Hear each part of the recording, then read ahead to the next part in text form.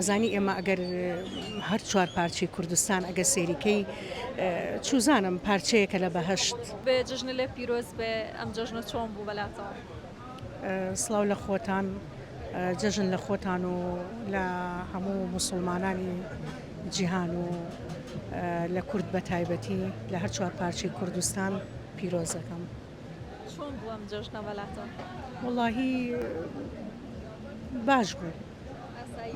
ئاسایی بوو بەزەوەی کەمای دڵخۆشکەر بوو ئەوە بوو کە مەسەلەی هاتنی موچەی دوو هەمیشیان هات ئەوە چۆنەڵی ئاسوودەیەکی گیان بە ڕۆحی موچە خۆران بەڕاستی بوو بە دوو جەژن زۆر من زۆر پێ خۆشحاڵ بووم بەوەی کە هاوشارەکانم ئەم جەژنیان وەکو خەڵکانی کە کرد. بەخوا دەمێکە لەم جۆرە جۆژنانە بە دوورین کە لە مانگێکە موچە خۆراند و موچە وەرگرنەوە نیە؟ بەداخەوە ئەوان پارچەکانیان بەش کردووە لەگەڵمانە کە بەڕاستی لەبەر ئەوان وەکووتم خەڵکی خۆمان سەر کۆمەڵێ دۆخی کە ناپەرژێت ئەوەندەی کە خەمی ژیانکردن و پڕکردنەوەی پێداویستەکانی ژیانیان هەیە و قوتیان هەیە ئەوەندە فریای ئەوە ناکەون چوزانم ئاوایە. شوێنەکەت پێ چۆن؟ وەڵی شوێنەکەی هەتا بڵێ هەموو کوردستان جوانە.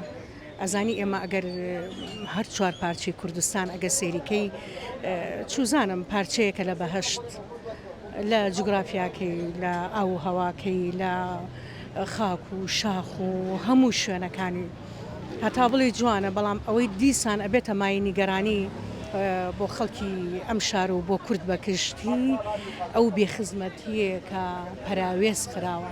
من پێم جوانە ئەوەندەی کە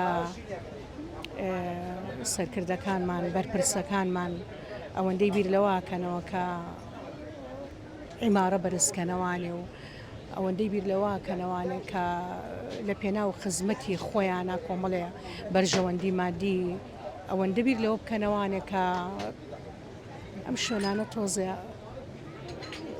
احتیمامی پێبەن و چاوێکی پیا بخشێنەوە. هەورامان شوێنێکی زۆر جوانە.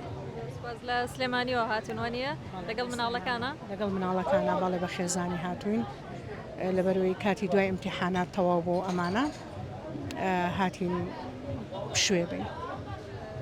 زوویەنە هەورامان یان جەژنا و جەژن و چۆزانە لە بۆنەکان؟ وەڵی وەکو هەموو خەڵکێکی ئەم شارە ڕاست نییە بڵێم زووزوویم نەخێر بەڵام بەشی ئەومان هێشتۆتەوە لەبەر خاتری مناڵ کە هەناسێکی ئاسوودەی بن ئەوانش سەرقاڵی ماندووبوونی ژیان و خوێندن و کۆمەڵێشتی.